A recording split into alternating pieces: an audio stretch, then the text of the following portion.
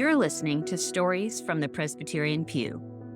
This podcast is a resource of Advocacy from the Presbyterian Pew, a 501c3 nonprofit dedicated to educating lay people in the PCA, the Presbyterian Church in America, about PCA church government and process. On our website, we offer free, self-paced courses to help you understand the Book of Church Order, the BCO. These courses cover how the BCO works in theory, but what does it actually look like in practice? Stories from the Presbyterian Pew gives you an opportunity to hear directly from those who have walked through or observed what happens when the wheels of church process are set in motion. The stories we share are all true and all happened in PCA churches. All names and place names have been changed to protect the identities of the storytellers and others who play a role in their stories. Our goal is to facilitate understanding and awareness. Think of these stories as case studies, embodied and brought alive by the voices of our storytellers.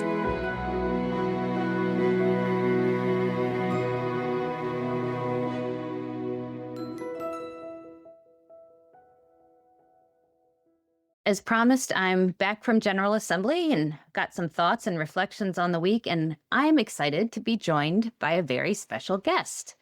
I drove from Virginia to Louisville, Kentucky for General Assembly with my daughter, Ruth. Ruth is 18 and she just graduated from high school in May, and it was a delight for her to accompany me to General Assembly and just to be able to debrief with her about all that transpired. So I thought you would enjoy hearing her perspective as well as mine. So thanks for joining me, Ruth. Thank you for having me, Mother. As I've done in past years, I put together a post with highlights from General Assembly, and this is basically just a list of all of the major reports and debates that happened on the live stream with time-stamped links to exactly the right place in the recording so that you can go see it for yourself. So as we reference various things throughout this episode, if you'd like to see it, you can check that highlights post for the link. So I'm not going to spend a lot of time in this episode explaining how General Assembly and all of its committees work or going into details about each of the overtures. If you want some background on that, I recommend the 3 previous episodes that I did leading up to General Assembly. A bit of a spoiler I'm going to give you up front. If I had to summarize this year at General Assembly, I would say that this was the year of consensus and solidarity. There were 91 overtures and a lot of talk ahead of time about how on earth the Overtures Committee and then the other committees and the Assembly as a whole was going to get through all of that material. And I have a feeling that that massive amount of work was a catalyst for some careful planning ahead of time that made for a very smooth assembly and overall some very collegial and cooperative handling of business. Yeah, I heard the word collegial so many times throughout the week. Yes, so did I. It was very true. It was a really good reflection of what that week was like. The Overtures Committee is not live streamed, so there's no recording to link to, but Ruth and I did sit through over 14 hours of Overtures Committee on Monday and Tuesday, and I did try to keep up a rough, fast-paced summary on X as it was happening. And then I've created a post that links to those summaries, so you can follow that a bit if you're interested in diving in a little deeper. But before we get into that, Ruth, just what were your reflections? You've seen some of General Assembly, but this was your first time sitting through the Overtures Committee meeting. What did you think? Well, for all that I've heard about the church process and just how official it sounds, it actually was pretty laid back. Felt casual. I was just sitting in there observing and people were walking in and out. And it just felt like everybody there they just showed up to get something done. I just didn't notice a whole lot of tension. Yeah, you're right. It was very cooperative and, people during votes or in between votes would walk back and forth and huddle and meet up and make arrangements and agreements. Again, just it seemed like guys who knew they had a lot of work to do and they were serious about getting it done the best way possible. Ordinarily, a few of the experienced members of the Overtures Committee come to day one prepared with a proposed docket to help organize and streamline things, and This year, the proposed docket was divided into 3 tiers, kind of organizing the overtures, starting with what they perceived to be the most important ones to address in Tier 1. And this docket was immediately adopted without any debate. The first thing the Overtures Committee did was they dealt with some overtures related to declarations of thanksgiving and requests for prayer that were pretty easily agreed upon.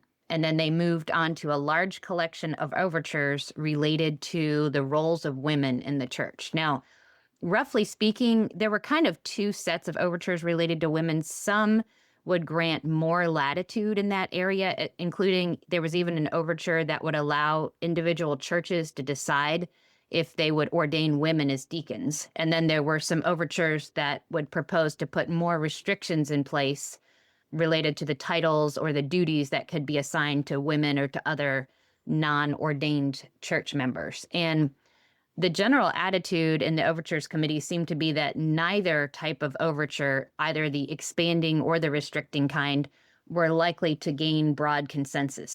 The author of the overture proposing to allow women's ordination to the office of deacon was actually granted the floor. Even though he wasn't a member of the Overtures Committee, they voted to allow him to speak, and he spoke about his proposal, but then it was defeated without really any debate. And right after that, a member of the Overtures Committee made a motion that all of the other overtures that related to women's roles in the church be answered with reference to that overture. So basically that means however the General Assembly votes on that one, we are going to answer all the rest in the same way.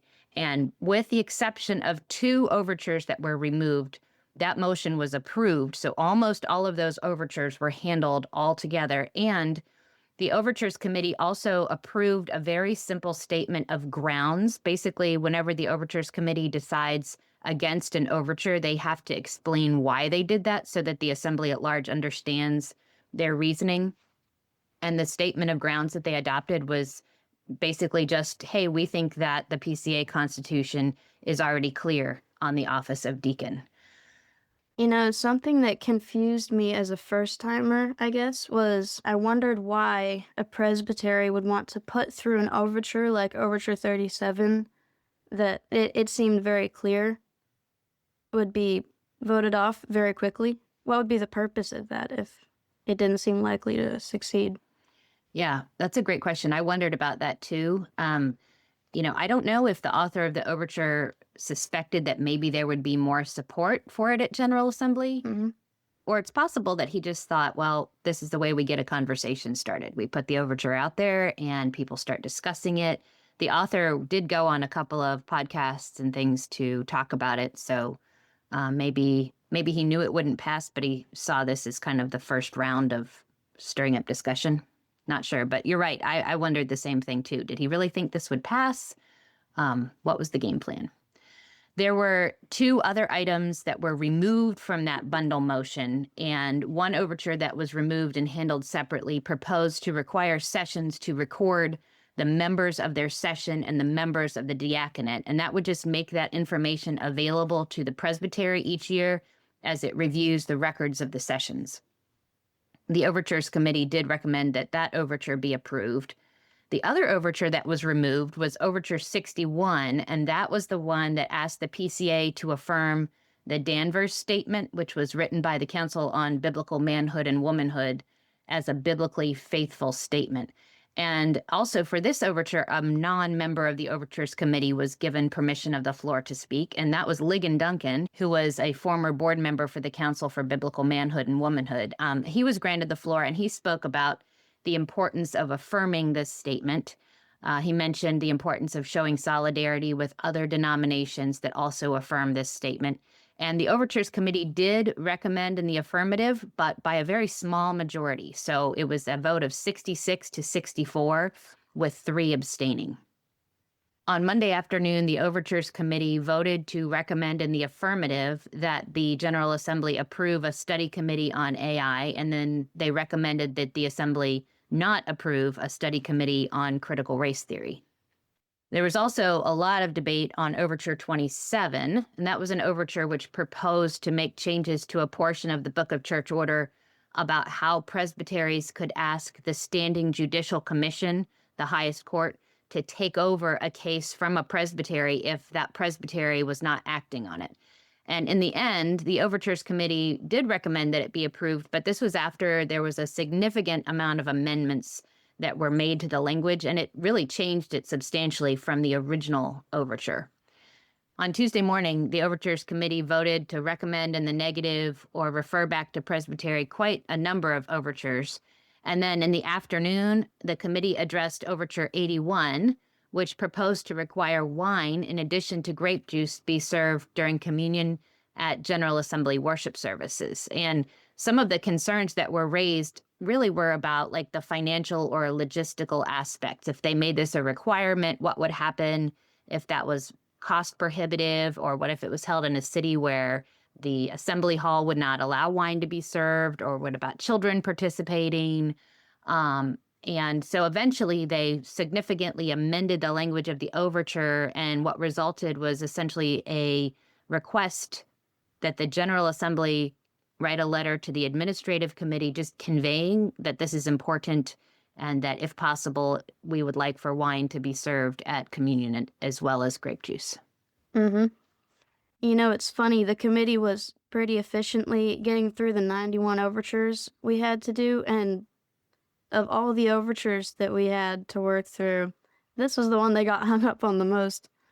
Yeah, it was really interesting. And the amendments went in several different directions, voting on certain things, taking out certain things back and forth. And then in the end, they wound up with almost a completely different overture. But yeah, it was one of the ones that they spent the most time debating. So that was a surprise, not on my bingo card for General Assembly this year. The committee also voted to recommend in the affirmative for Overture 43, which was the overture that would change the length of terms for the stated clerk and the coordinators of the program committees from 1 year to 4 years. And right after they voted to recommend in the affirmative, then a group announced their intention to file a minority report regarding that decision on Overture 43. By Tuesday afternoon, the time for the Overtures Committee was drawing short because the time for the opening worship service of General Assembly was getting closer and closer. And so finally, someone made a motion to take all 24 remaining overtures and just refer them back to the presbyteries. And after some wrangling this way and that way, eventually 22 of them were referred back and 2 were just flat out answered in the negative. So Tuesday evening was the first business meeting of General Assembly, which means that's when the live stream began. It starts after worship on Tuesday evening, and during this meeting, the Assembly elected Melton Duncan as the moderator for the week, and they also approved the Administrative Committee's nomination of Fred Greco as the new stated clerk for the PCA. The Assembly also voted on 10 amendments to the Book of Church Order that were approved by last year's General Assembly and then approved by at least 2/3 of the presbyteries in the intervening year. And out of those 10, 9 of them passed. The one that did not pass related to sending digital transcripts from Standing Judicial Commission cases to the presbyteries for review in the case of an SJC minority report. That's actually extremely rare. And my understanding is it's never happened in the history of the PCA, but one of the speakers who spoke against this amendment pointed out that having digital copies of the transcript, not just the report of the SJC, but the whole record of the case, all of the transcripts, all the witness testimony, having all that sent out in digital format could increase the risk for sensitive information to be leaked. And so that amendment did ultimately fail. The other amendment that was pulled out for individual discussion but did pass related to administrative suspension of a teaching elder who is awaiting trial. So the amendment, which now is actually officially binding, requires that the 2/3 vote necessary to administratively suspend must be taken by the presbytery as a whole and not just by a judicial commission. Tuesday evening business also included an update from the study committee on the directory for worship. As I've mentioned before, their report is out and it's available to read, but they will not make their final presentation until next year's General Assembly. There are some logistical and parliamentary obstacles to consider relating to how they would pass such a large portion of the Book of Church Order at one time without every bit of it being debated and amended and all that. It was actually lovely to see Mr. Melton Duncan elected moderator because you and I, the night right before his election, had a lovely conversation with him. He was actually very kind in answering my questions about GA and all that. It was lovely. It was lovely. It was a nice discussion. On Wednesday morning, the Review of Presbytery Records Committee gave their report, and most of their recommendations passed without any debate. Again, you just definitely got the sense that the Assembly was working hard to be very efficient and use their time well. There were a few items that were pulled out for individual consideration, and so there were some interesting debates about paedocommunion, images of Jesus used for teaching and art, and participation in the Lord's Supper by people who weren't present for the sermon. That was a new one to me. I had not heard that discussed before. And then there was also some debate about whether the PCA could legitimately dismiss a pastor to be a clergy member in the Episcopal Church and whether that counted as a true branch of the visible church. Just after we got back from lunch on Wednesday, the Study Committee on Christian Nationalism gave a preliminary report. They've finished some sections of their report and have released those for review and feedback as they continue to work for the upcoming year, and they plan to make their final report to the 2027 General Assembly. I was actually sad to miss the preliminary report on Christian nationalism. I was at Duncan at the time. Yeah, girl's got to have her coffee. Mm. It was a good report, and one of the things that I found encouraging was that Dr. Strain, who was presenting the preliminary report, made note of the fact that although there's a broad swath of different folks who might use the term Christian nationalism and it might mean different things to different people, there definitely is an ugly thread of just some like really crude and completely un-Christ-like behavior and speech that has woven its way into some of these Christian nationalist circles. And it was encouraging that he pointed out specifically racism and kinism, but also misogyny. And I was actually thankful that that was addressed too. Of course, racism and kinism are important and probably are going to be at the forefront of the report on Christian nationalism, as they should. But it really is true that some super unhealthy views of women and discussion about women and even treatment of women publicly has been a part of these debates and these discussions. So I was really thankful to hear that addressed specifically and directly during General Assembly. During the Mission to North America report, there was some debate over one of the overtures that proposed to divide one presbytery into two, and the objections seemed mostly to center around the lack of a clear consensus in the presbytery. Apparently, the vote on this overture was somewhat close. This is actually the first time I've ever seen debate on an overture about presbytery boundaries changed. So that was interesting. During the report from Covenant College, the Assembly debated an overture that proposed to limit teaching of Bible classes to only ordained elders in NAPARC. NAPARC is North American Presbyterian and Reformed Churches. After debate, this overture was eventually defeated. You know, with this overture, when I was reading over it, I didn't originally register what this was. But during debate at GA, I realized that this was a debate about women teaching Bible classes at Covenant College. Yeah, that's true. I think maybe this is the one time during General Assembly when there was really some debate and discussion about women's roles in serving the church. And one of the points that was made was that we really need to distinguish between church and ordained office in the church versus a college, which is an institution. It's not the church. Mm-hmm. The first item on the docket for Thursday morning was the Administrative Committee report, and there were a number of recommendations there that were debated. A few years ago, the registration fee for ruling elders was reduced to about half of that for teaching elders, and that was done in the hopes of increasing ruling elder participation in General Assembly.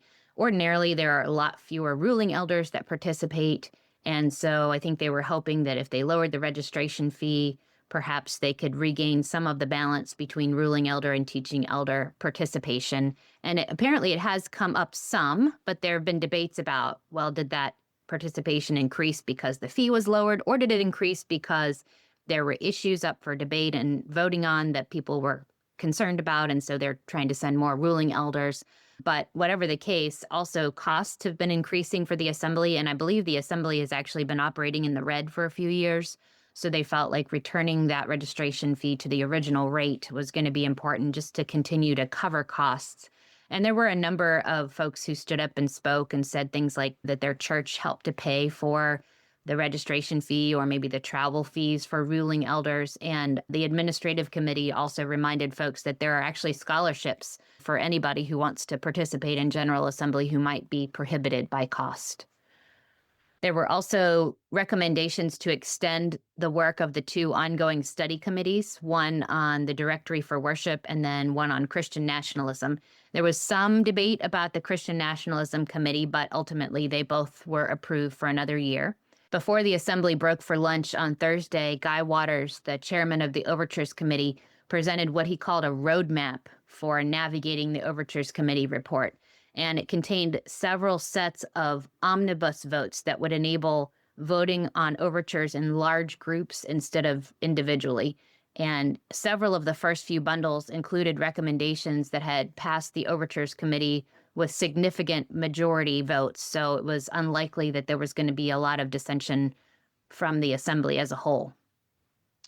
So right after lunch on Thursday, the assembly dove into voting on all of those overtures. And just before they did, Fred Greco, the newly elected stated clerk of the PCA, addressed the assembly to remind them that if the Overtures Committee has recommended any form of no on an overture, there essentially is not a way for that overture to be approved at that General Assembly. So if the Overtures Committee recommends in the affirmative, then the assembly can defeat it with a no vote. But if the Overtures Committee recommends in the negative or recommends that it be referred back to Presbytery, defeating that recommendation basically just sends it back to the Overtures Committee, which means it's going to have to be handled by next year's Overtures Committee, because at that point, we were almost done with General Assembly. The Overtures Committee was not going to meet again. So Fred Greco essentially wanted to remind folks, if there's an overture that the Overtures Committee has recommended be answered in the negative, but you really wanted it to pass, pulling it out of the omnibus to debate it is not in any way going to be able to result in passing it this year. So just keep that in mind with all the overtures that we have to address. After that talk, the assembly really did pass large swaths of overtures in omnibus at record speed. The first overture that saw some debate on the floor of General Assembly was Overture 43, because that one had a minority report. And so that was pulled out to be handled on its own. The Overtures Committee had officially recommended in the affirmative, which would change the stated clerk and coordinator's terms from 1 year to 4 years.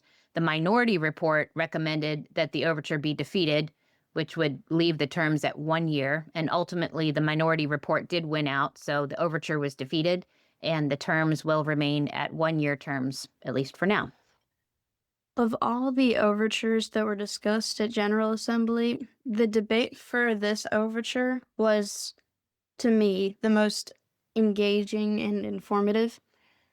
There was just a lot of information I hadn't thought about, like a 4-year term might go along with a bit less accountability to the assembly, as opposed to a 1-year term where the assembly would have the opportunity to weigh in sort of checks and balances.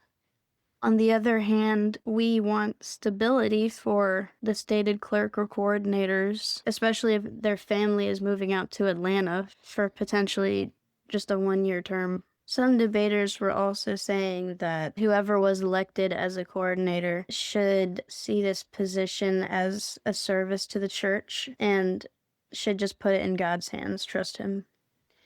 Yeah, one of the things that was really meaningful to me to hear was somebody pointed out, which is true, that, in the 50 plus years of the PCA's history, every single person who's ever served in any of these roles has always served a 1-year term and then been reelected year after year after year. L. Roy Taylor, who was a founding father of the PCA and was the stated clerk from, I think, 1998 to 2020. So he served 22 years, but he was reelected every year. So it doesn't have to be a 1-year job. And I suppose stability hopefully would come from a man performing his duties well and with cooperation and good leadership with his team.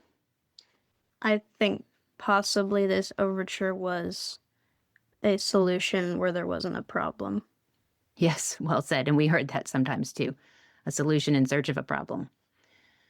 Overture 37 was the one that proposed to allow each church to decide if they would ordain women deacons, was pulled out of omnibus for individual discussion as well. The author of this overture came to the mic to share supporting reasons, and he said these were additional things that were not included in the rationale of the overture. After debate, this overture was eventually defeated. I did initially wonder why a presbytery might want to put an overture through to GA if they knew it was going to fail. And perhaps a good reason to is even if you don't think it will pass, you do have an audience of the entire General Assembly for that year. Maybe the author knew that the overture would fail, but he did still get his 3 minutes of topic clock time to talk to GA about it. Yeah, that might be true. And I do feel like I noticed some people as they were speaking, watching the mic clock on the big screens that were up there to keep track of how much time they had as they were talking. As I mentioned before, Overture 27 was significantly amended in the Overtures Committee. The author of the overture raised concerns on the floor of General Assembly about the new language and whether that would either make it virtually impossible for presbyteries to request that the SJC take over a case or lead to an unhelpful dissemination of information in order to be able to reach that threshold of a petition from 20% of the presbyteries, which that would be about 17 or 18 presbyteries. Ultimately, the overture did pass as amended, so we'll see what the presbyteries do with that during the year. There also was debate about the Danvers Statement on the floor of the Assembly, and that debate really very closely mirrored the debate that had already taken place in the Overtures Committee. Ligon Duncan once again spoke about the importance of affirming this statement, while others expressed concerns about the connection to Trinitarian heresy, the overemphasis on authority, submission, hierarchy as a very narrow view of men's and women's roles, and the fact that this statement really would not have any binding impact on the denomination. The overture once again passed by a pretty narrow margin. It was 934 to 841, with 34 abstaining. And although I was hopeful ahead of time that this overture would not pass, as I shared on the previous podcast episode, there actually were a few things about this discussion that I was really thankful for. First, I think some of the speeches against were very articulate, and I was encouraged, especially by a gentleman from my own presbytery who had some wise words to share. Also, Ligon Duncan made a point in his speech to repudiate the Trinitarian heresy of eternal subordination of the Son. Not that I suspected that he held to that view, but it was just good that that was specifically mentioned on the live stream at General Assembly as clearly out of bounds of orthodoxy. And he also pointed out that in this moment in culture, it's important that the Danvers Statement, we think of it as pushing back against egalitarianism or mutualism. But he pointed out that it does speak against what he called hyper-masculine patriarchy. And once again, I'm thankful that there is an acknowledgement of this as a problem in our circles, or at least in adjacent circles. I'm thankful that even though it was approved, it doesn't really carry much weight, because all this means is that a slight majority of one General Assembly, quote unquote, affirmed it as a biblically faithful statement. Right. Yeah, I think when I did the math, it was basically like a 52% vote. So we knew ahead of time that whatever the outcome, this vote would essentially just represent the opinion of one assembly. And as it turned out, it was a pretty slight majority of one assembly. There was some debate on Overture 66, which called for the declaration of Thanksgiving on the occasion of the 250th birthday of the United States. But probably the most memorable speech of the assembly was given during this debate by a PCA teaching elder who was a Taiwanese immigrant, and he shared his thankfulness for America. I will not spoil it for you because you should go listen to it, but it has since been dubbed the American Cheeseburger Speech, and I'm going to link directly to it in the show notes. I think you'd love it. But don't take our word for it, because the moderator of General Assembly thanked Mr. Lee for his speech in a very politically correct way. Yes, he was very careful to not break the rules of parliamentary procedure in his role as moderator, but he did thank Mr. Lee for the speech. And finally, in alignment with the Overtures Committee, the Assembly also approved the Study Committee report on AI and voted against the Study Committee report on critical race theory. And every year, General Assembly ends with the a cappella singing of Psalm 133. You can hear it in the live stream, but it's just not the same as being there in person. It's really quite beautiful to listen to. It's quite beautiful to be there in the assembly hall as it is being sung. And I did find a video on social media that I'll link to of someone who recorded from the floor, which is a little bit better reflection of what it was like to be there, but it's still just not the same thing as being there in person. So, Ruth, what was it like attending a whole week of General Assembly? It was a lot, but it was wonderful. It was especially cool to hang out with two of our church's elders and our pastor and discuss overtures and other things with them. I think, as flawed as our denomination can be, it was just very encouraging to go to General Assembly and see the church sort of in motion and see the community of people from all across North America fellowshipping together. Yeah, I agree. It really was encouraging. I admit, I went into General Assembly with some anxiety. I was particularly worried about the potential for contentious debates about women and how they should be allowed to use their gifts in the local church. That just really did not happen at all. And, speaking of our pastor and our elders, we had the opportunity to go to dinner with them on Wednesday night. And we also were joined by one of the missionaries that our church supports. As a matter of fact, Adair Evans, who's been a podcast guest before. So I'll link to her episode in the show notes. That was just pretty cool to get to sit and catch up with her and hear about the work that she's doing. She actually ministers to victims of sex trafficking in Germany. And she also had a friend with her who has done some internship work with MTW and is considering going on the mission field. So that evening really was a blessing. That was a pretty cool evening, yeah. Yeah, it was. In reflecting back on General Assembly, it seemed like there was just an unspoken agreement that in order for an overture to be worth the Assembly's time, it needs to be something that is likely to have broad consensus, or at least to be able to gain broad consensus, through the deliberations of General Assembly. Maybe there's a time for proposing something that won't pass, but it might generate enough discussion to lead to a better overture another year.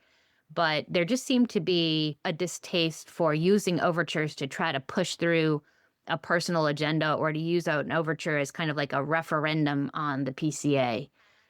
Also, just personally, I lost track of the number of people who came up to us and expressed appreciation for the work of Presbyterian Pew or shared that they had church members who found the layperson level explanations helpful. I had to share my mom this week with about 50 other strangers because people kept walking up to her and thanking her for her work, and it was very cool.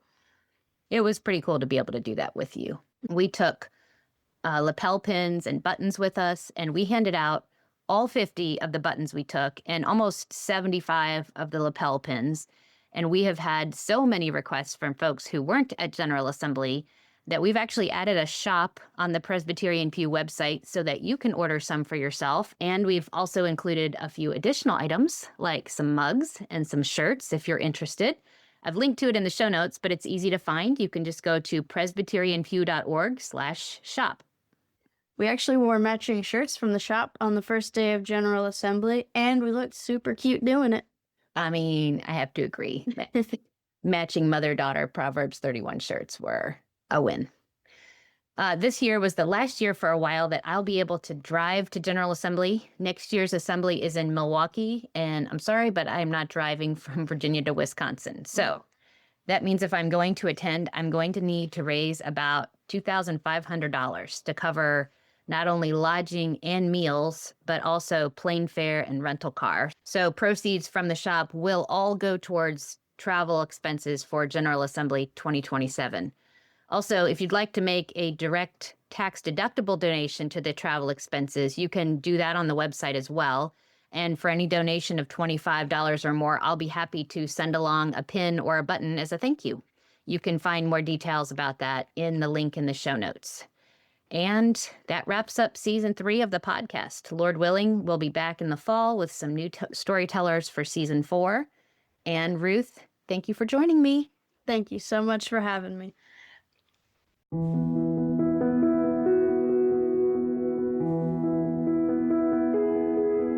Thank you for listening to today's episode. Stories from the Presbyterian Pew is a resource of Advocacy from the Presbyterian Pew, a 501c3 nonprofit. We are 100% volunteer run and 100% donor supported. We want to keep this podcast ad-free, but in order to do that, we need the financial support of listeners like you.